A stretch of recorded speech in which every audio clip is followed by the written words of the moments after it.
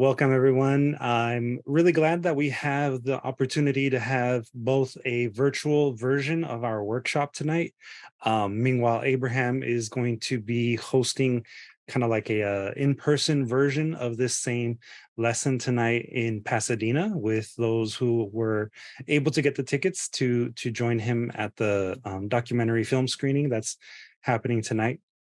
But of course, the opportunity to share the information with all of you through Zoom and all of our live streaming platforms is really important to us. So here we are tonight sharing, as always, what we really do feel is kind of an interesting take on the concept of being out of place, being that is our theme this year for Conchas y Café. So I have basically what would be Abraham's kind of like lesson plan in front of me.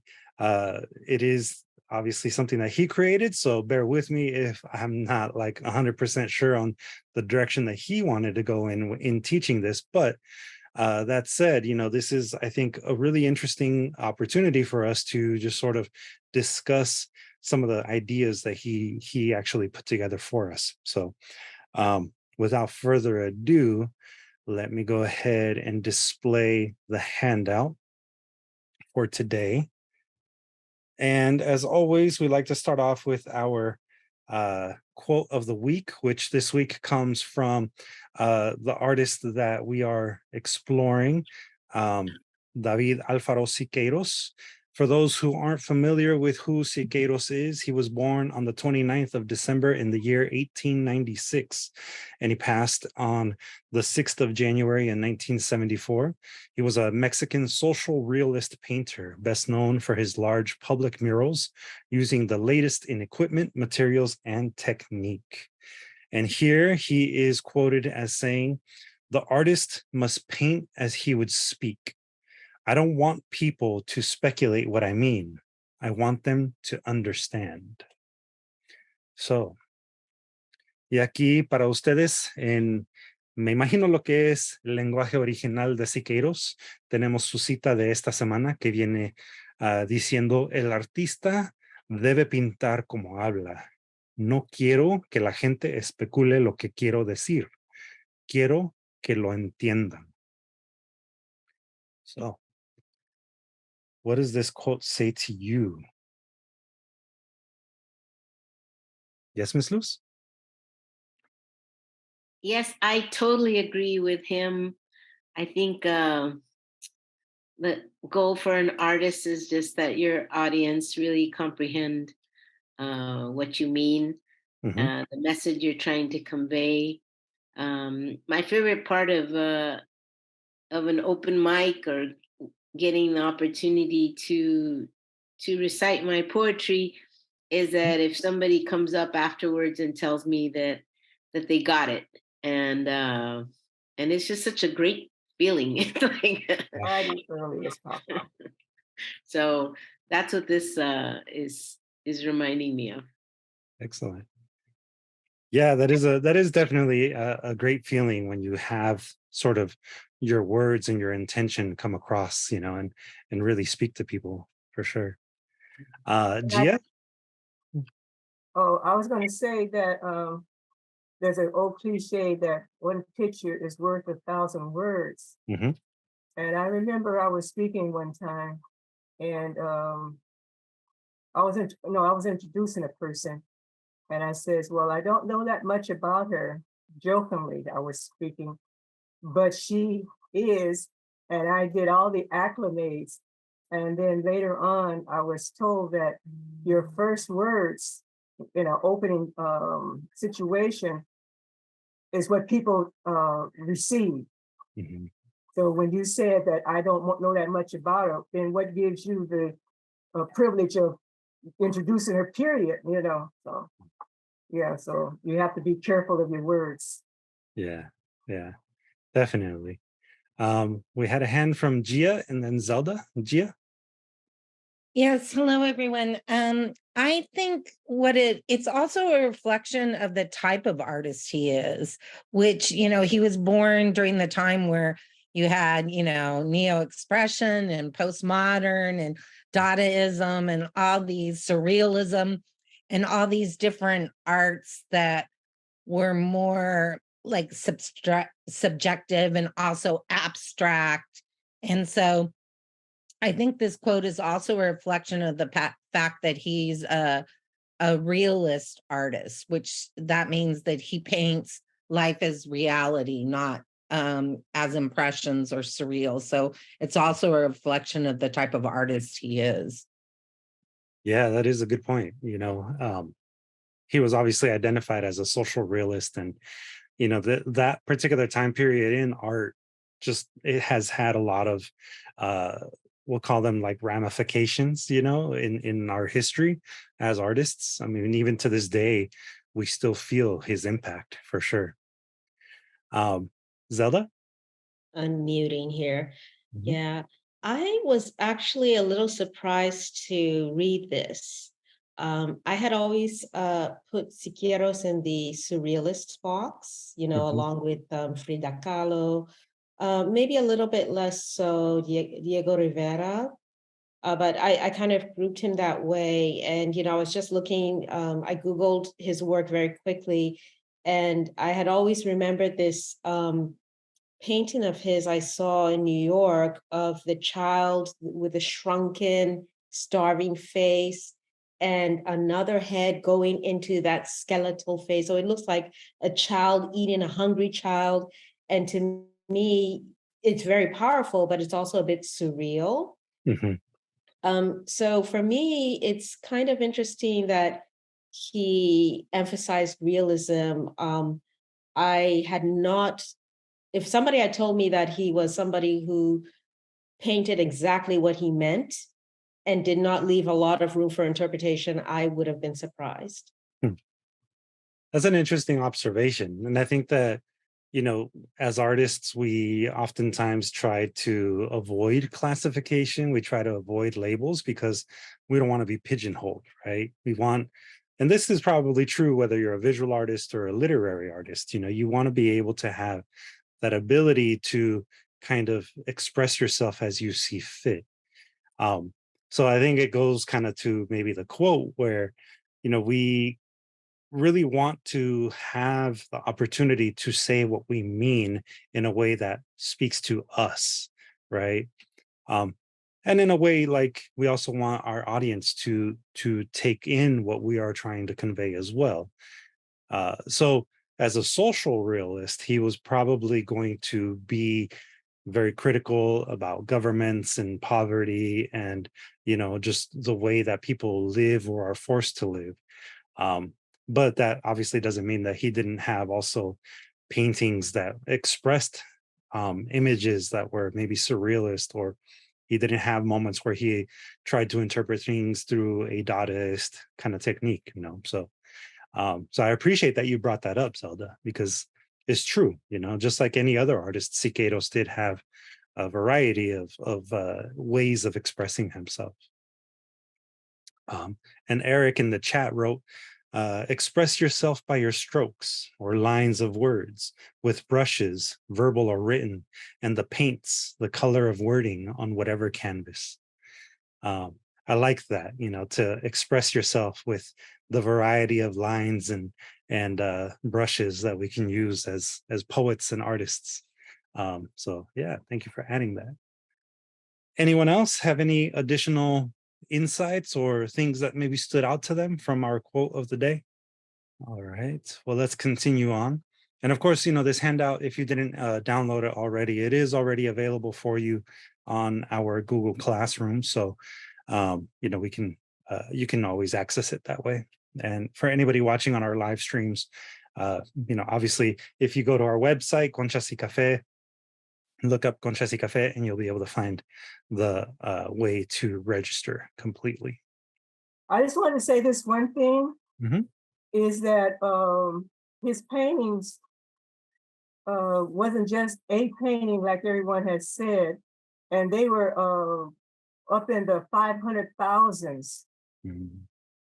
And so me as a who I am, I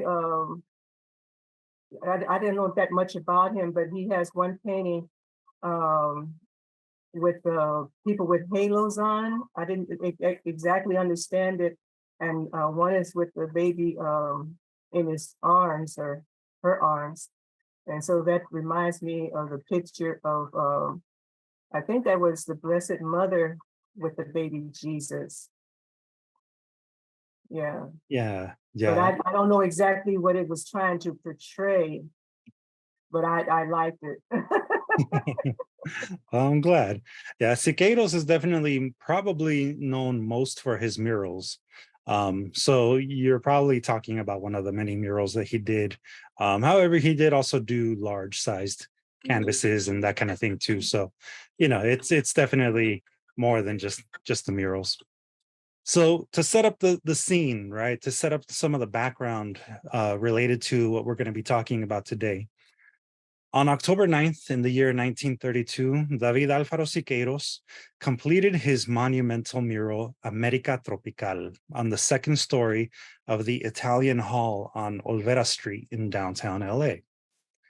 The mural, commissioned by La Plaza Art Center, was intended to depict a romanticized view of tropical America, a land of plenty, with fruits falling into the hands of the people. Siqueiros, a political activist and revolutionary artist, instead painted a scene of Mayan ruins with a central crucified indigenous figure. An American eagle looms above him while two sharpshooters take aim at the eagle from nearby. Y para ustedes que están acompañándonos y prefieren escuchar la información en español, el 9 de octubre del 1932, David Alfaro Siqueiros completó su monumental mural América Tropical en el segundo piso del Italian Hall en la calle Olvera, en el centro de Los Ángeles. El mural, encargado por la Plaza Art Center, tenía como objetivo representar una visión romántica de la América tropical, una tierra de abundancia, con frutos cayendo en manos de la gente. Siqueiros, un activista político y artista revolucionario, pintó, en cambio, una escena de ruinas mayas, con una figura central indígena crucificado. Un águila americano se cierne sobre él, mientras dos francotiradores apuntan al águila desde cerca. So, to continue on, remember, the sharpshooters are taking aim at the eagle. The unveiling of América Tropical was met with both animosity and acclaim. Some praised Siqueiros for visually depicting his views on imperialism in the Americas. Others criticized him for abandoning classic techniques and for combining haunting imagery with politics. The scene with the sharpshooters, which could be seen from Olvera Street, was whitewashed within a year. Later, it was decided that the entire mural, was quote unquote out of place. And by 1938, it was completely whitewashed. Censored, then neglected and largely forgotten, América Tropical was only rediscovered in the late 1960s, and it soon became a touchstone for the Chicano mural movement. And Ms. Luz, por favor, en español. La inauguración de América Tropical fue recibida con animosidad y aclamación. Algunos elogiaron a Siqueiros por representar visualmente sus puntos de vista sobre el imperialismo de las Américas. Otros lo criticaron por abandonar las técnicas clásicas y por combinar imágenes inquietantes con la política. La escena de los dos francotiradores que se veía desde la calle Olvera fue blanqueada al cabo de un año. Después se decidió que el mural estaba fuera de lugar y para 1938 fue completamente blanqueado, censurado, luego descuidado y en gran medida olvidado. América Tropical no fue redescubierto hasta finales de la década de 1960 y pronto se convirtió en una piedra de toque para el movimiento muralista chicano. And to have better context of what we're talking about, Here is a actual photograph of Siqueiros in front of his mural as it was originally painted. Unfortunately, I don't have access to one in color, but as you see here, right, we have the indigenous figure that has been crucified in front of what looks to be Mayan ruins. And then we have, looks like a tree, or perhaps a symbol of the tree of life that was important in Mesoamerican mythology. And then on the side over here, on the right side, you have two individuals. Both of them kind of look like, they could be sharpshooters or snipers.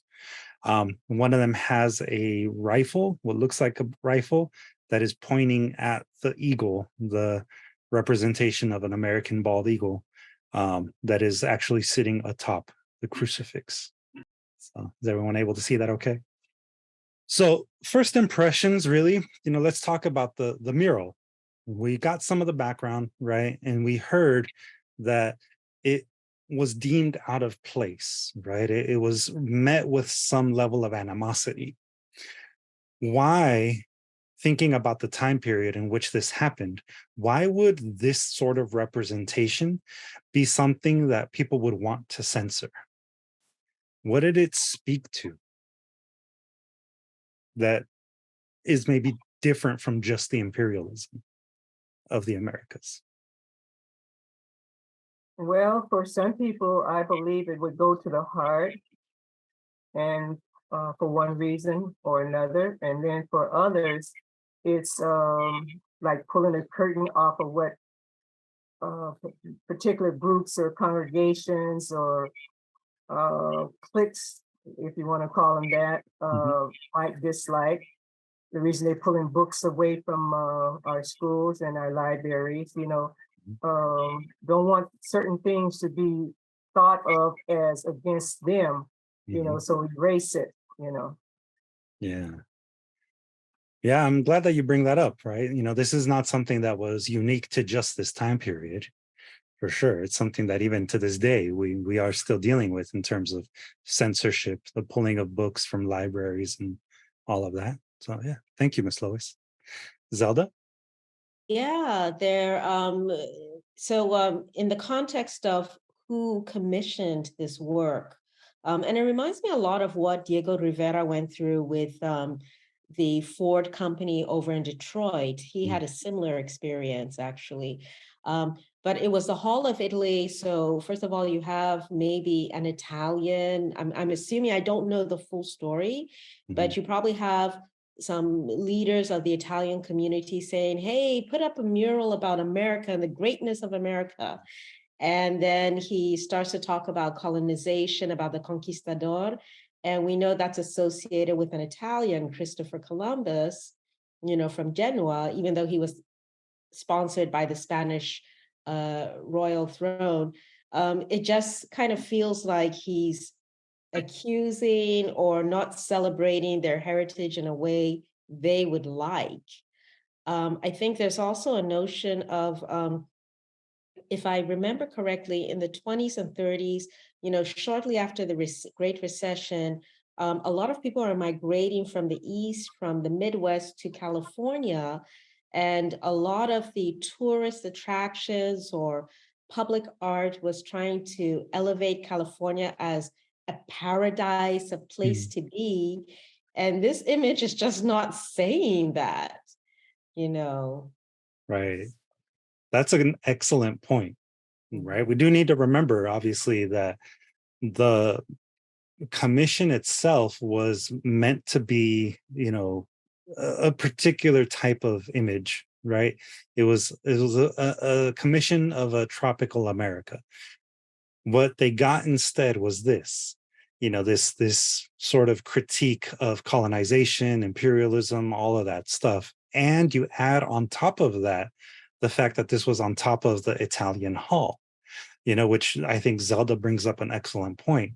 One of the reasons why the United States and specifically Latin America is what it is today is because of an Italian, Christopher Columbus, who, yes, was commissioned by the Crown of Spain, but that could potentially have been seen as almost like a slap in the face. So excellent point, Zelda. Thank you for bringing that up. Gia? Yes. To piggyback off of what my ancestors did in this country. But I also think too that it was probably shocking that there was somebody on the cross besides Christ. So I think also too the Catholicism, despite all the Catholicism too, that is like blasphemy and sacrilege, that, even though other people were crucified, obviously besides Jesus, it's still, you need Jesus on the cross. So I'm sure that played into that shock too. Mm-hmm. Yeah, that's I think also a very good observation. There's a lot of things that are happening within the mural that could easily offend a lot of people, and so in some ways it's no surprise really that this mural would become whitewashed. And as Eric points out in the chat, people might not have been ready to understand that there were sacrifices that came with freedom, right? The sacrifice of people, places, and things.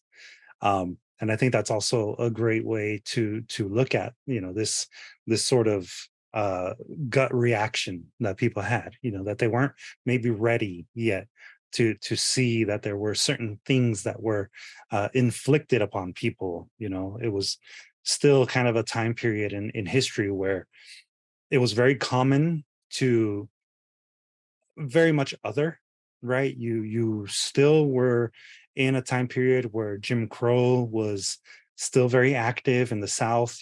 Civil rights era had not happened yet when this mural was created and presented to the world. You still had very deep-seated racism that was pervasive in all areas of life. So there's still that too that we want to kind of consider. Any other thoughts or ideas related to the mural by Siqueiros here? Yes, Zelda? Yeah, I also wanted to bring out this historical context of Italian Americans were kind of like the new kid on the block. They had been pretty badly treated during their migration process. This likely would have been many people who were first generation Americans, so just born in the United States, had parents who were not born in the United States, and they were still trying to assert their identity as Americans. And so to be checked for a certain level of privilege and be told that, well, actually your ancestors were part of the colonization process might have been shocking to them. And I think it speaks today to this notion of, we often forget who is new to the country. We often forget in that social hierarchy how people have moved up and down the ladder of hierarchy. And there is this notion of American and othering that people forget. There was a time they used to be other, and they lose empathy for people who used to be like that. I mean, for the fact that they used to be like people who are now being othered. Yeah, I think that's a great point because, you're absolutely right. And probably not even like first generation. There could have still been some recent migrants who could have potentially have been part of the Italian Hall and that kind of thing too. So there is also, I think, maybe like a cultural, not like misrepresentation necessarily, but some sort of maybe cultural divide, right? That might have been addressed in a way that made people uncomfortable too. So yeah, excellent points. So to continue us on, we are actually going to discuss our second quote. This one's obviously a bit longer, but this one comes from Milan Kundera, who was born the 1st of April in 1929 and passed on the 11th of July in 2023. So he just passed fairly recently. Milan Kundera was a Czech novelist, short story writer, playwright, essayist, and poet whose works combine erotic comedy and political criticism and philosophical speculation. This is a little bit of a longer one, so, feel free to take it apart piece by piece. But it says, the first step in liquidating a people is to erase its memory, destroy its books, its culture, its history, then have somebody write new books, manufacture a new culture, invent a new history. Before long, that nation will begin to forget what it is and what it was. The struggle of man against power is the struggle of memory against forgetting. Y aquí en español se lo tenemos traducido. El primer paso para liquidar a un pueblo es borrar su memoria. Destruye sus libros, su cultura, su historia. Luego, haga que alguien escriba libros nuevos, fabrique una nueva cultura, invente una nueva historia. Dentro de poco, esa nación empezará a olvidar lo que es y lo que fue. La lucha del hombre contra el poder es la lucha de la memoria contra el olvido, que viene de Milan Kundera. I don't know about you, but when I first read this quote, it actually struck a chord with me. I personally felt like, this is so true, and we see this happening all of the time. But I want to give you an opportunity to respond, because I have a suspicion that this probably spoke to you as well. So what do you think?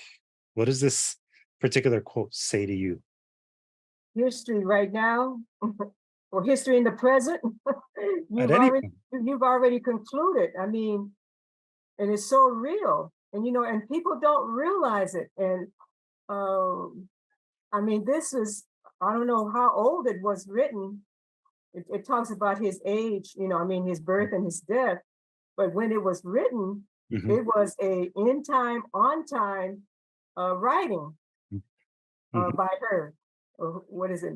Milan Kundera. Yeah, but I mean, whenever she wrote it, it was on time, in time. And we're in it now. Yeah. I definitely agree with you, Ms. Lois. I think it doesn't matter when it was written. No. Yeah. Gia? Yes, I think it's interesting because we use the term when we're talking about the mural as whitewashing. So it actually has a double meaning, because not only did it whitewash out the mural, but it's also, white people washing out the culture. And I think that it kind of bridges into this, because erasing that memory is another form of whitewashing, like painting over the history. So I find it kind of interesting that the two sort of make a bridge for me. Yeah, I do think that it's maybe not a coincidence that the term whitewashing, which is technically the correct term for any kind of painting over of a painting, right, or a mural, because typically they use white paint or white primer, but to have that same term be used with the concept of either anglicizing something or maybe not even just anglicizing, but to have white as kind of like the concept of pure, right? You're cleaning something up by essentially whitewashing it. I think that is a very yeah, maybe not so coincidental thing. I also like what Eric wrote in our chat here. It's a bit of a myth for me, Eric writes. It's like deleting the original song, the OG, and keeping the remix, dubstep, trance, popo-doodle version of a song. Yeah, there's been so many times where we've seen that happen in history, where some of the greatest songs that are probably most recognizable are recognizable because it was a white artist that did it, but they never really truly acknowledged, or maybe the original Black artist who wrote the song is forgotten to time because of the reach that the white artist had. I mean, we were listening to the Rolling Stones a moment ago, and there's so many songs that the Rolling Stones did that were either influenced or were actually their own version of a song written by someone like Howlin' Wolf, or that was written by some of the greats of early blues. So that does happen. And when Gia was saying what she said, I thought about in typing, they have the whiteout. Yeah. Yeah. Well, believe it or not, that whiteout is extremely powerful when we really think. Yeah. So, I think that this particular quote really does speak to a lot of different things, a lot of different ways in which our voices can be either manufactured to meet a particular narrative, or can be silenced to, again, meet a particular narrative. And again, this is a longer quote, so if there's more that you'd like to say about it, please feel free. But I do feel like it's very important for us to acknowledge the fact that this is still happening to this day. This is not something new. It's something that has been practiced for eons, but we need to definitely learn to recognize it when it's happening now. Ms. Luz? Well, I just have to share that regarding Siqueiros being censored, my brother was commissioned a while back to do an exhibit for the Watts Towers Art Center, and and it turned out not to be what they wanted. Basically, he portrayed the LA Police Department officers dancing different dances with gangbangers, and they it was called War, and he and they closed the exhibit. They wouldn't open it. They claimed that it was going to create unrest in the community, and he was devastated. Um, and I just remember really having to be there for him because he worked so hard, and just the fact that the community or certain members of the community decided it was I guess what is that word when something can be irritating or exacerbating, or can't think of the word, but they just felt that, I guess, that it wouldn't it basically wasn't going to do what they wanted it to do, or the message they wanted to portray in the community. So yeah, but since then, thankfully, it was shown in other venues, but not where it was meant to be shown. That's terrible. Yeah, maybe it was, like Zelda says, maybe too controversial, right? Perhaps. I don't know. I think that's maybe not the first type of we'll call it censorship that came to mind when I thought of this, when I read this quote. The first thing that came to mind is the current strategy of using school boards as a way to ban books from libraries and from public schools, and as a way to sort of divert attention to the fact that there's people who are being harmed every day by the lack of their stories being told. I think that's where my mind went, but I think that's also a good example of how something like showing a sense of unity between a divisive force like the police, to me, dancing with people who would be like the opposite of the police, gangbangers or any other person of color, I feel like that would have been a great opportunity to have more dialogue and more of kind of like a sense of unity between people, because in the end it's depicting just people dancing with one another. Like that's really sad that that's something that would be considered too controversial, you know. Well, at the end of the day, there's also the male dancing with male that also Yeah, I guess, maybe. homophobic. Yeah, people. I mean that's potentially true too, you know. But I mean something as simple as dancing, you know, which yeah, and that's probably from, I mean, a group that is maybe not so conservative, we'll call it, you know. It's not like it was a Republican, you know, super majority. I'm sure that ultimately censored that image. Um, you know, it could have just been well-meaning people who thought it was too much for them and their ability to cope with it, you know. So Exactly. I think it's really good that you bring that up, Miss Luz, because it's a reminder, you know, that all of us, doesn't matter how liberal we might be, how progressive we might be, we all are ultimately subject to our own implicit biases, you know, and it's good for us to remember that. I think it's always good for us to be reminded that, you know, we're not always right. You know, sometimes we can be wrong, even if we feel like, you know, we're always in the right. So I appreciate that message. Thank you, Ms. Luz. You're welcome. It was just basically because you said it's going on all the time, and it is,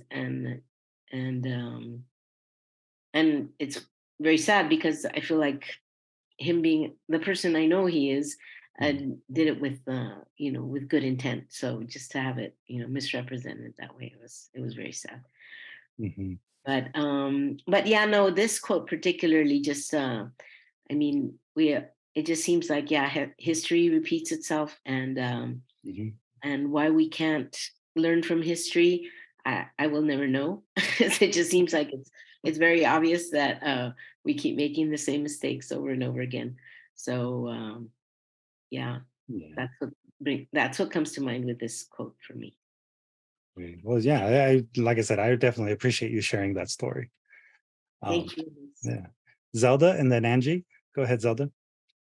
So I was thinking, maybe this is fleshing the thought, my initial reaction to Siqueiros's quote.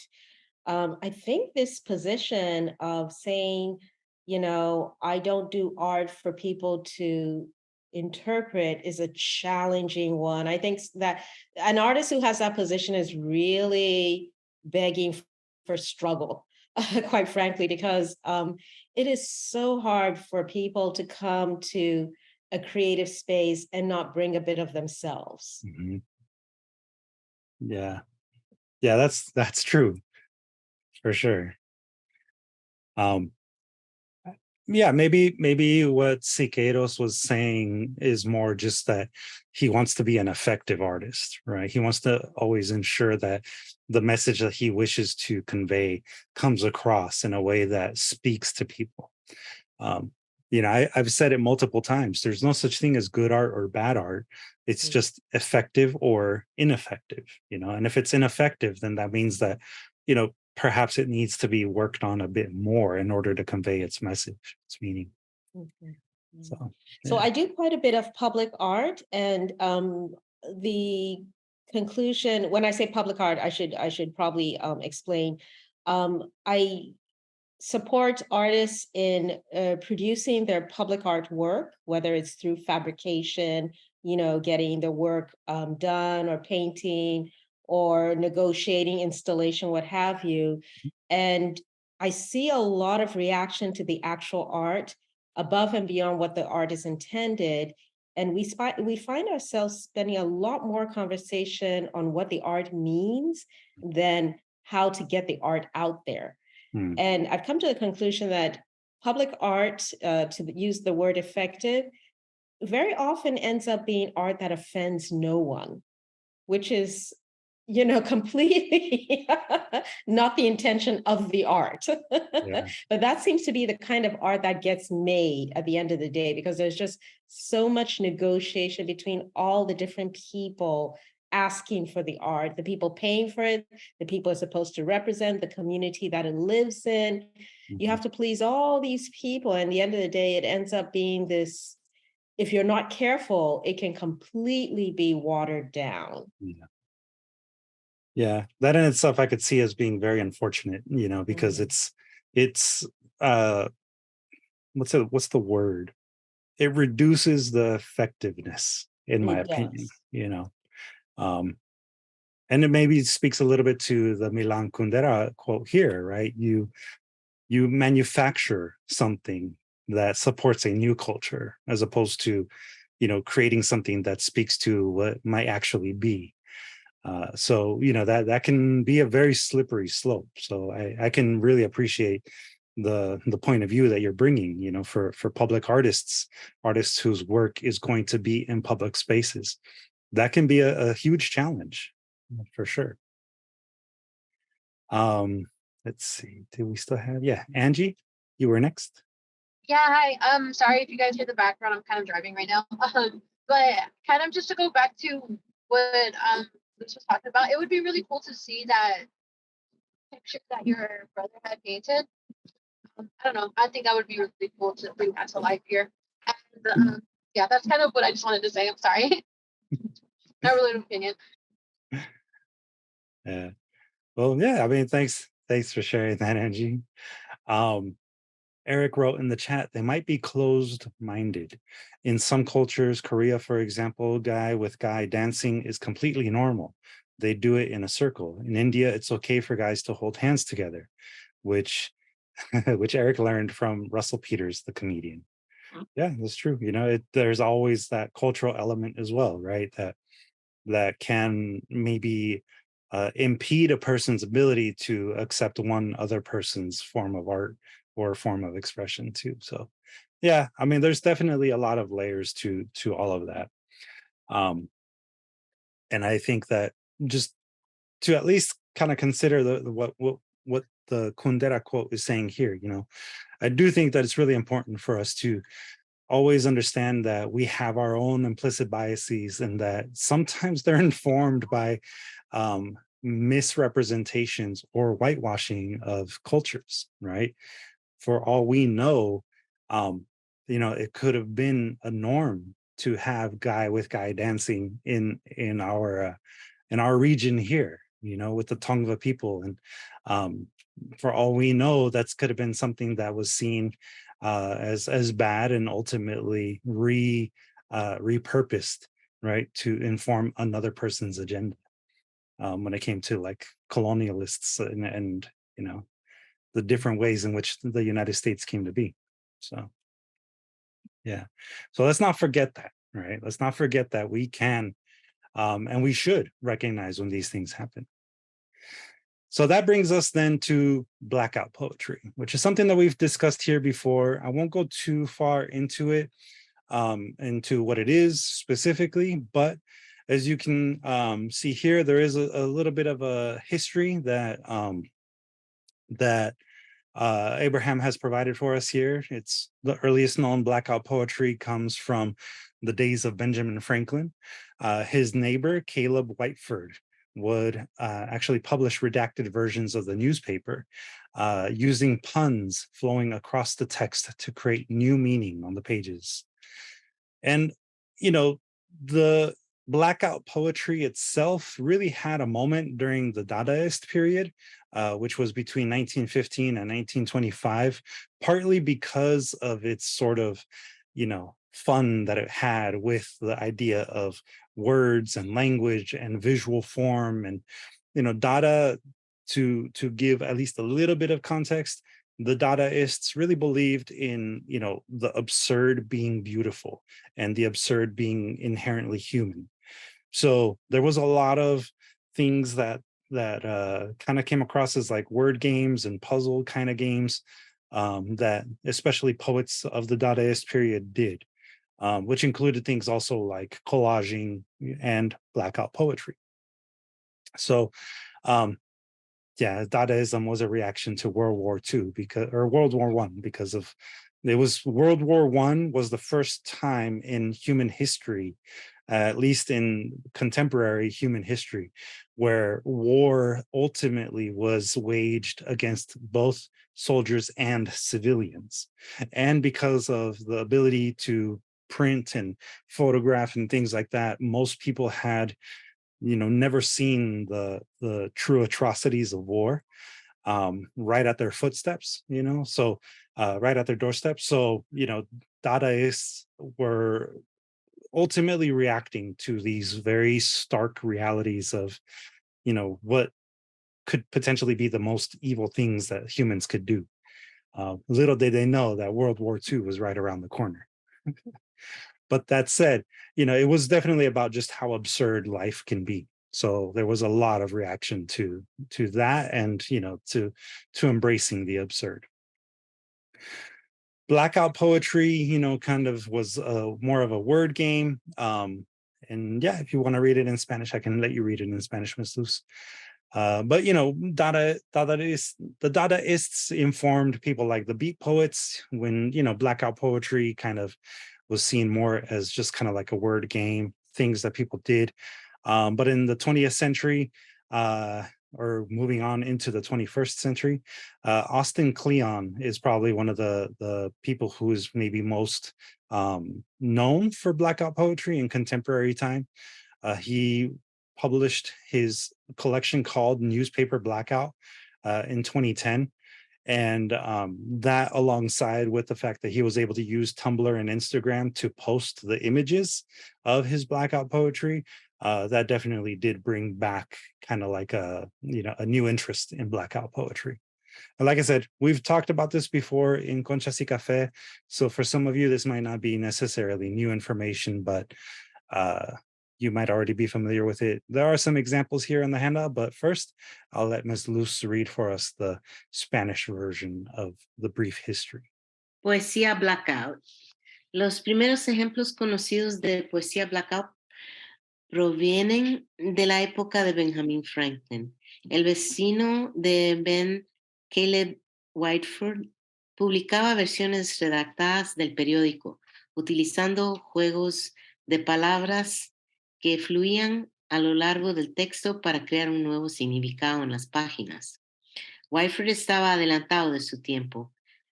Este juego creativo con el texto físico no resurgiría hasta el movimiento dadaísta, 1915 a 1925, en el que los artistas expresaron pensamientos surrealistas, absurdos y existenciales a través de la interacción de las palabras e imágenes. Esta interacción, comúnmente conocida como collage, reavivió el amor por el juego físico con el lenguaje, alentando a los poetas a experimentar con la forma y el lenguaje simultáneamente. Los dadaístas, los beat poets y otros movimientos del siglo XX continuaron explorando y expandiendo esta forma. Pero la poesía blackout obtuvo su mayor apoyo con Austin Kleon. En The New York Times en 2010, Austin Kleon publicó su colección Newspaper Blackout, un éxito de ventas instantáneo.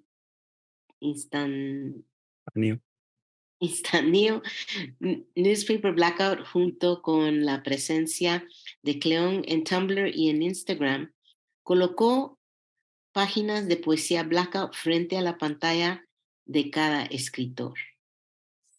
Excellent. Thank you, Ms. Luz. You're welcome. And as you can see here, we have some examples.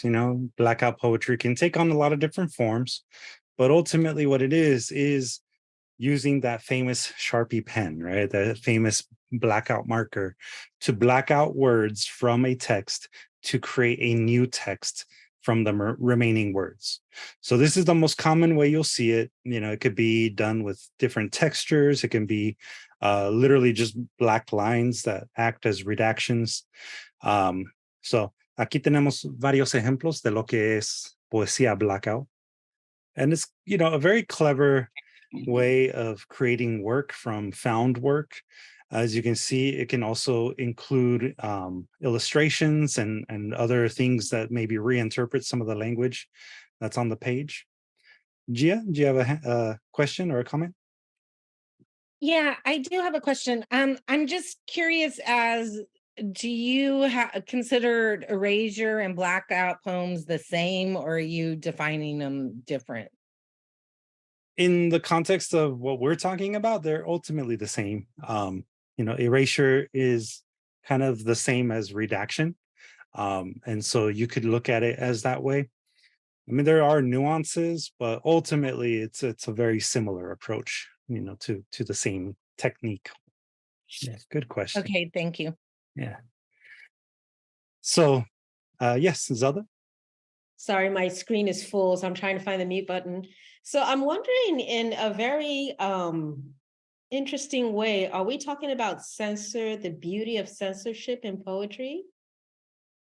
Well, in one way, you could think of it as that, right? It's sort of censoring the language to distill it down to its essence, So ultimately, the way in which blackout poetry is at least meant to be interpreted is that you are stripping away the excess to get to the core, right? To the essence of language.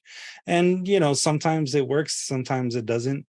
It can, I think, especially if we're looking at the words of like people of color, we're always having our language revoked or taken away from us.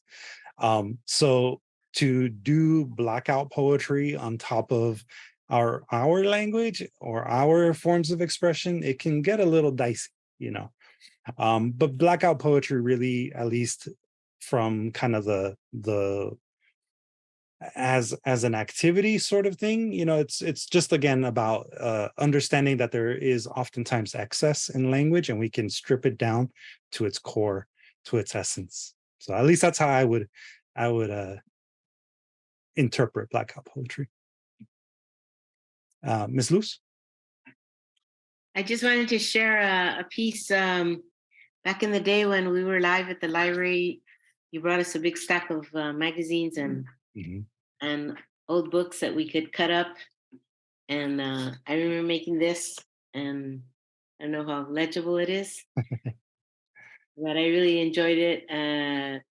It was fun just to discover words on a page and create a message that that I didn't realize was inside of me. So I'll read it. It's brief. It says, I realize I'm not my true self. I often ask myself, why am I false self? I come and go. I wake up and still there. Then I guess I should start telling the truth. Be myself. Be myself? Yes. Excellent. Getting some applause there, I see. Just wanted to share that this is fun. Yeah, blackout poetry as an activity can be fun. There's a lot to be said about finding the essence of a message within, found text, for sure. Gia? Yes, thank you. I'm a fan of this form of poetry too a lot. And I just wanted to say too that part of what the motivation is to not only is to take the piece that you're working off of, but also make it into a completely different piece. So that's partially what's happening too. Yeah. So that it should, be possibly reflective of the piece, but also be completely different. Yeah, it's a really good activity for sure.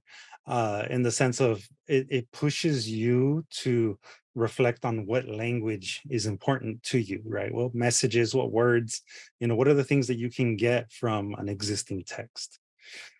So granted, in this context of us talking about whitewashing murals and, reimagining history or re-erasing history in order to create a new history, this can look like a redaction, right?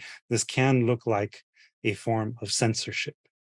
So, that's something to kind of have in mind, which is why Abraham in his genius actually came up with a response to blackout poetry. Well, he is calling whitewash poetry. So with the way that blackout poetry is approached, he is using that sort of approach, but with whitewashing as the alternative, right? So that mighty whiteout pen that we were talking about before, back when we used to all write on typewriters, that's going to become a tool for us. So as Siqueiros was whitewashed, we are going to fight back and whitewash bad history or false information, according to Abraham. This style can be used to paint on top of illustrations, or in our case, found text that is, according to Abraham, incorrect, and we apply a whitewash to it.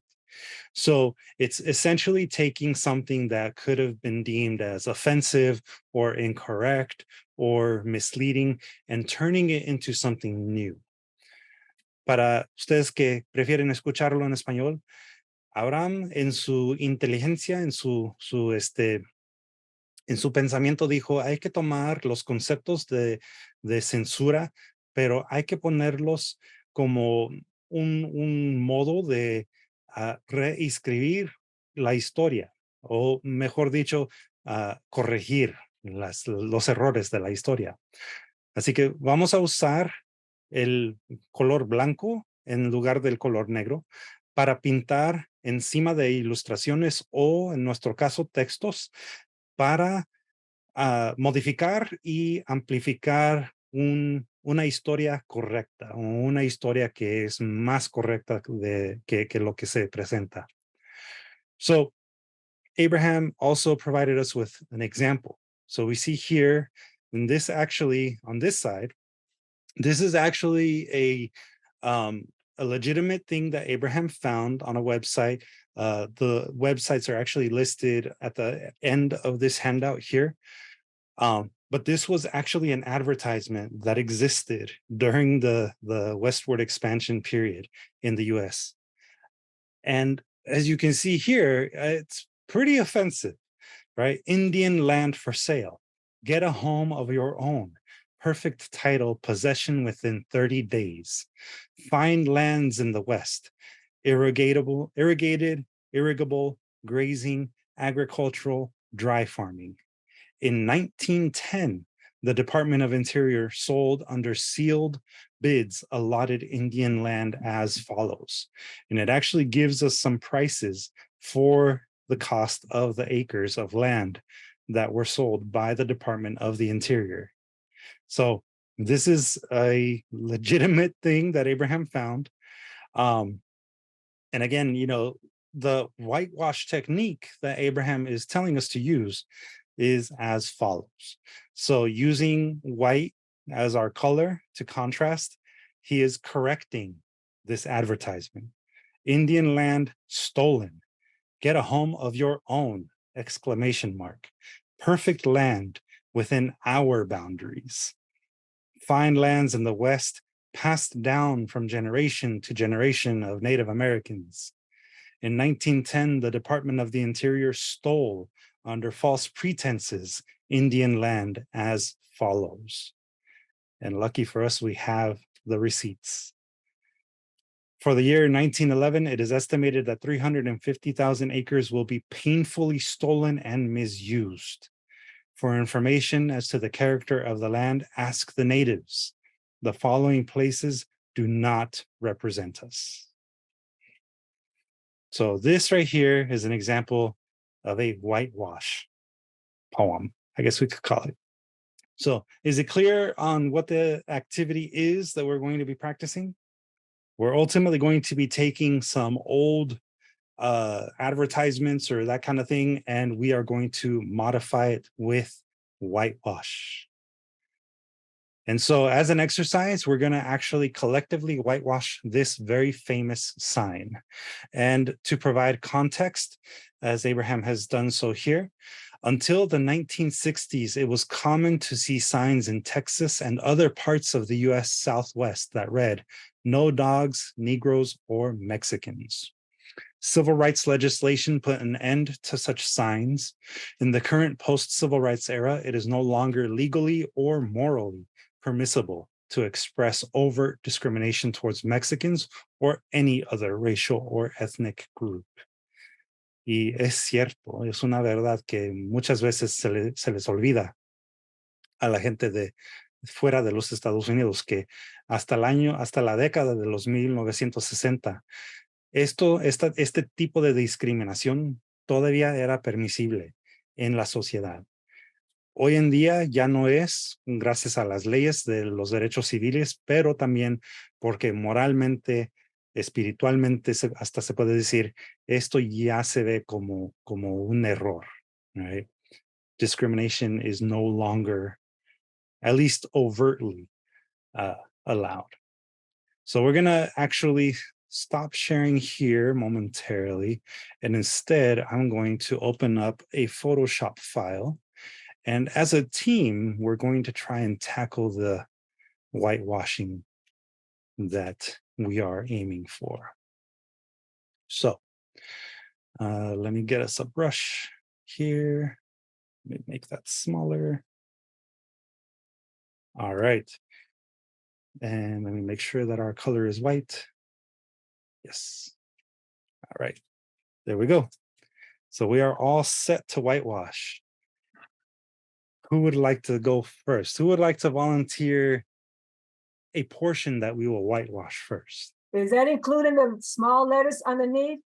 Yeah, we can include that too. I mean, it's all fair. It says Lone Star Restaurant Association, Dallas, Texas.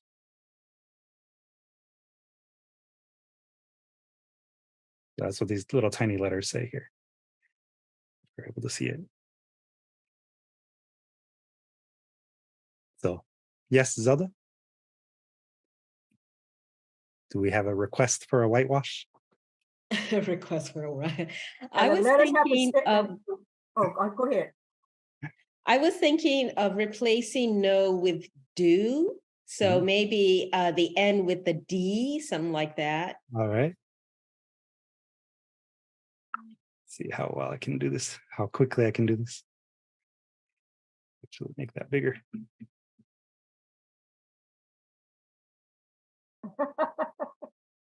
All right.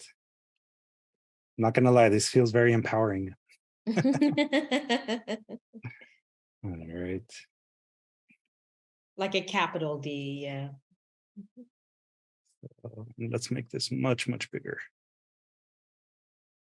Ooh, that's too big.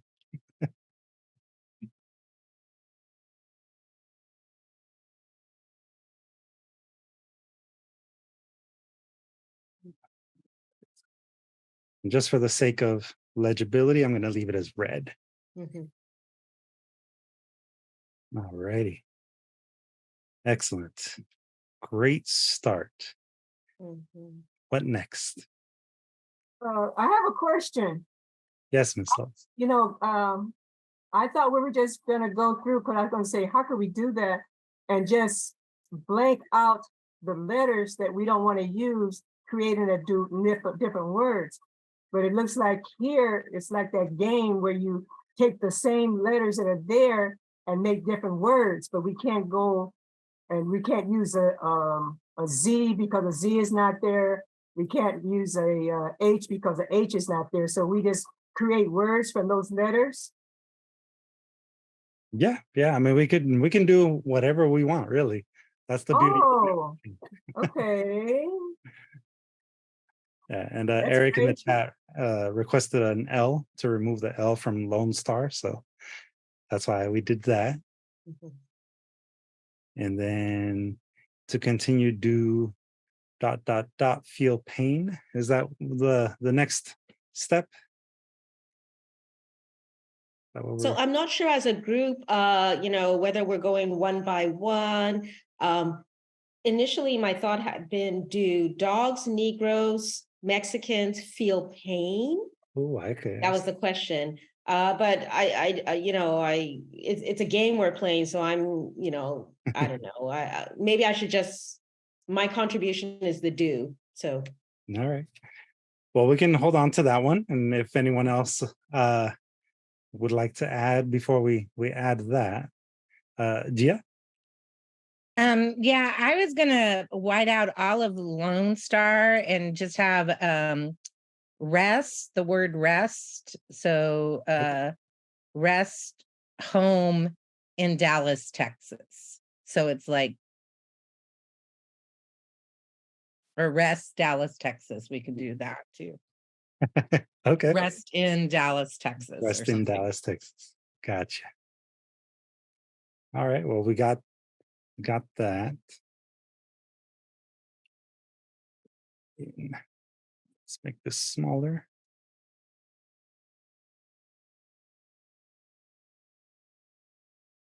I think that's good there.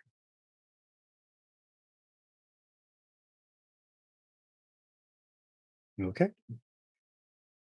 Next suggestion. Majd is asking for an Okay, X so okay. or an N. He said, do rest in Dallas, Texas. Cans, rest your cans, your dogs. Oh, I don't know.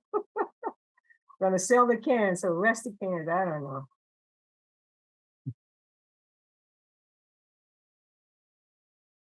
I mean, this is very few words and letters, so I understand, if there's a little like, processing that has to happen. So, no rush. An X for a cross. Where would the X for the cross go, Majd? On the N? Okay. Which N are we talking about? You're talking about the, or no? Okay. So the suggestion is to change the do to an XO. That could work. Is that a hugs and kisses?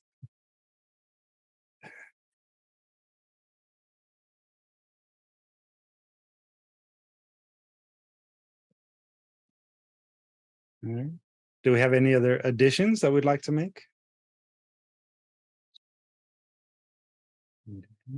I actually love the idea of XOXO dogs, Negroes, and Mexicans.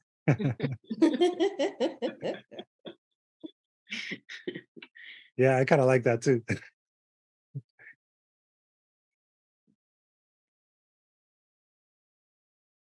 Any other additions or changes?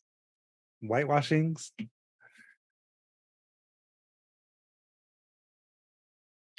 So could we write love as opposed to XO? Yeah, And so X, instead of an X, make it an L and use the same O? sure. I don't see why not. Okay. Because So, that was my first gut response.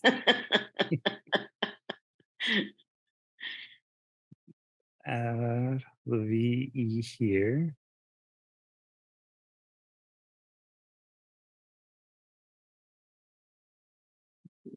This smaller.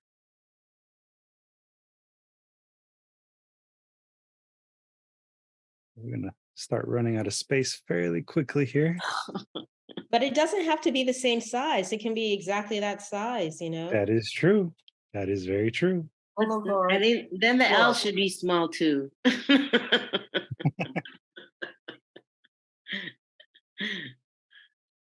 So what it was inspiring in me, because I tend to look at things holistically to see what the whole thing says. Mhm. And I was thinking, we love dogs, Negroes, Mexicans in Dallas, Texas.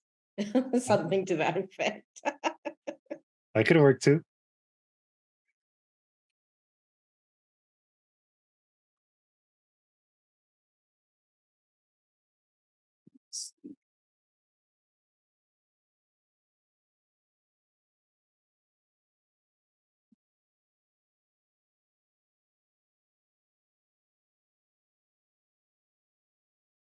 Right.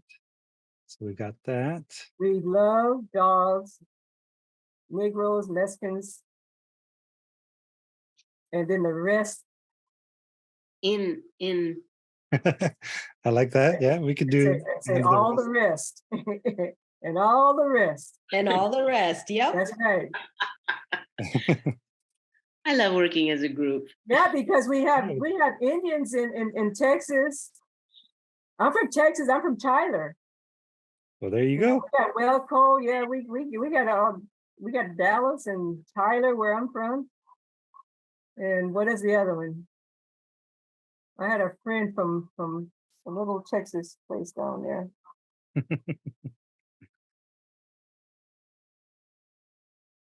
Oh, Houston, yeah. Waco, yeah. Kilgore, yeah. Just thinking. So there you go. So we've got We Love Dogs, Negroes, Mexicans, and all the rest in Dallas, Texas. I think we had to put dogs first. Huh? Yay. What kind of dogs are we talking about? Those rough men out there? All of them. All of them. We don't discriminate. Okay, and all the rest. Okay. That's the point. Exactly. Right.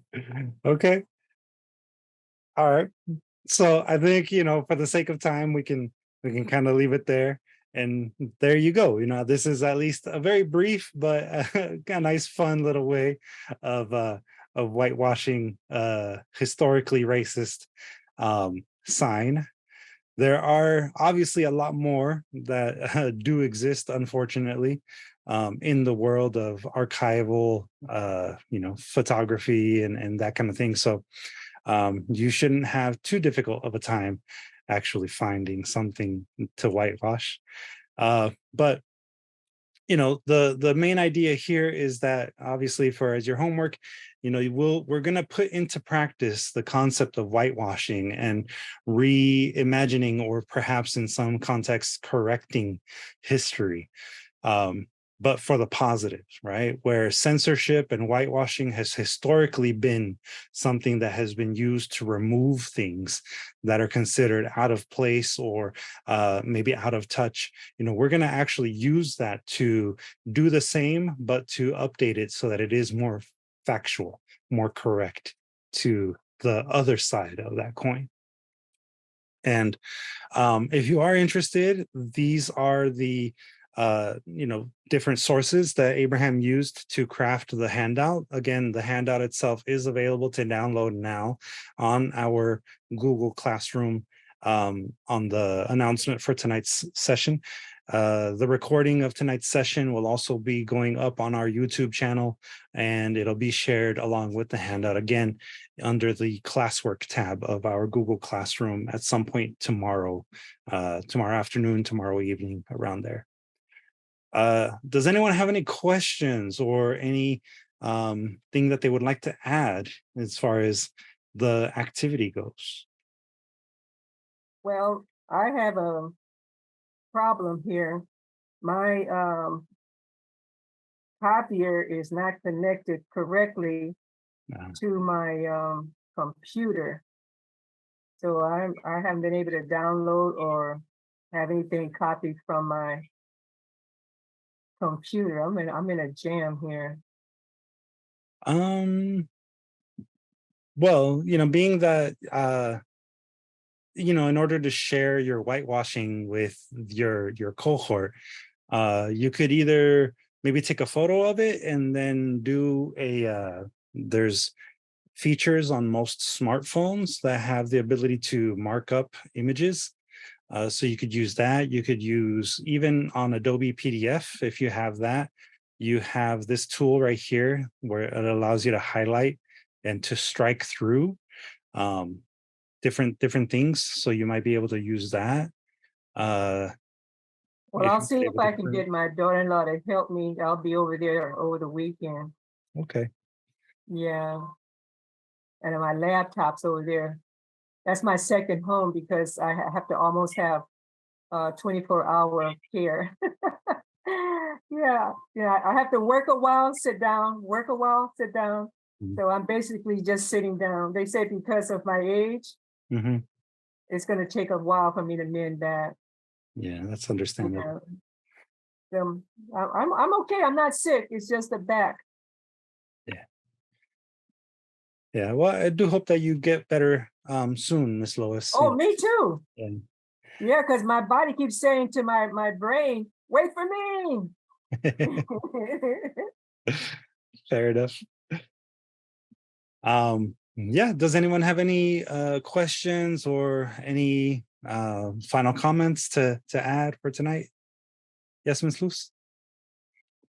Just that I think Angie wanted to look up the artwork my brother made. I don't know if she left or not.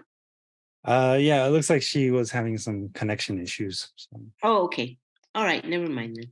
Yeah. But yeah, I mean, if you want to share it on our Google Classroom, if there's a link that we can check it out at, that would be great. Oh, okay. Cool. Yeah. I'll do that. Thank you. For sure. Yeah. I like how Eric called it an unransomed letter. That's, I think, a great description for this whitewash poetry technique that we're talking about. Yeah. A question. Yes. Is this going to be a page in our next edition? Yeah, we'll definitely give you the opportunity to share this if you'd like to share this as part of your. Oh no! Oh no! Thank you. Yes. For what it's worth, I would love to have this as one of the poems in the next edition, like our group contribution. Yeah.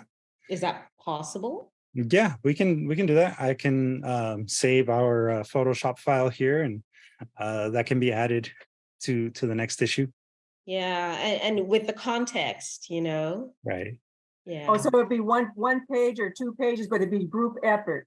Yeah, this one. Oh, that's better. Oh yeah, that's a lot better. Yeah.